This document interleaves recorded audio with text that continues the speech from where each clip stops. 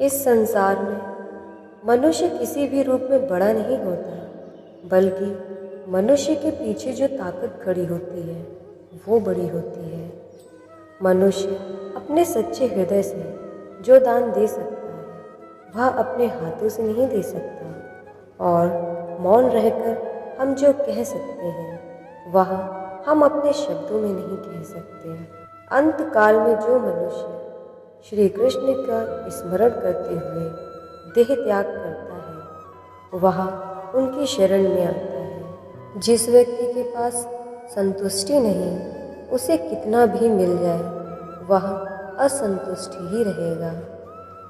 श्री कृष्ण जी कहते हैं, जिस व्यक्ति को आपकी कद्र नहीं, उसके साथ खड़े रहने से अच्छा है आप अकेले रहें। खाली हाथ आए खाली हाथ चले जाओगे। आज तुम्हारा है, कल किसी और का था, परसों किसी और का होगा। तुम जिसे अपना समझकर मग्न हो रहे हो, बस यही प्रसन्नता तुम्हारे दुखों का कारण है।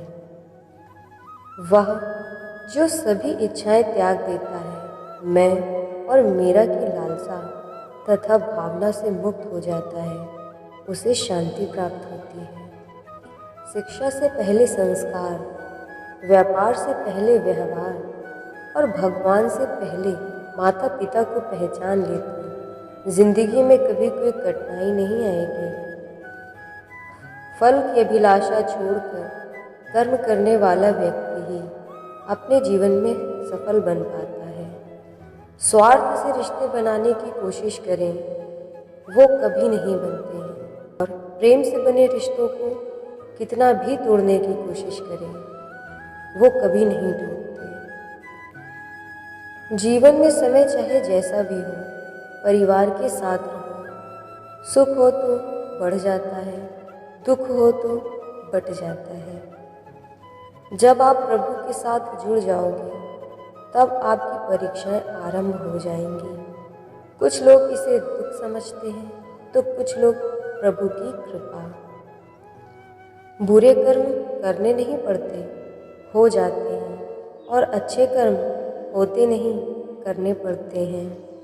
अहंकार मत कर, किसी को कुछ भी देकर, क्या पता तू दे रहा है या पिछले जन्म का कर्जा चुका रहा है। प्रेम और आस्था दोनों पर किसी का जोर नहीं। ये मन जहाँ लग जाए वहीं ईश्वर नजर आता है। जीवन में आधे दुख इस कारण जन्म लेते हैं क्योंकि हमारी आशाएं बड़ी होती हैं। इन आशाओं का त्याग करके देखो, जीवन में खुशी ही खुशी होगी। राधा कृष्ण का मिलना तो बस एक बहाना था, दुनिया को प्यार का सही मतलब समझाना था। राधा ने श्री कृष्ण से पूछा, प्यार का असली मतलब क्या होता है?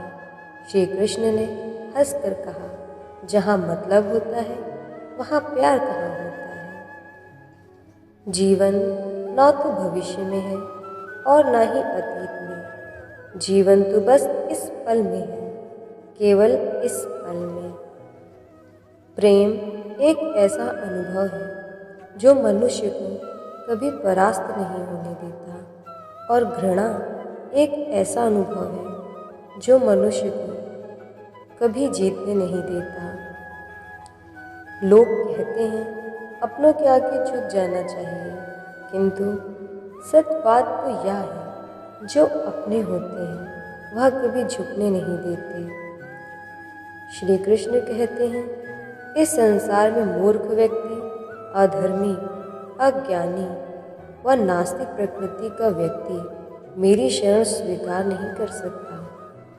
मान, अपमान, लाभ, हानि, खुश हो जाना, दुखी हो जाना, यह सब मन की शरारतें हैं। मन अशांत हो तो उसे नियंत्रित करना कठिन है, लेकिन अभ्यास से इसे वश में किया जा सकता है। बहुत विनम्रता चाहिए रिश्तों को निभाने के लिए। छल कपट से तो सिर्फ महाभारत रची जाती है। शब्द उतने ही बाहर निकालने चाहिए जिन्हें वापस भी लेना पड़े। तो खुद को तकलीफ़ ना हो।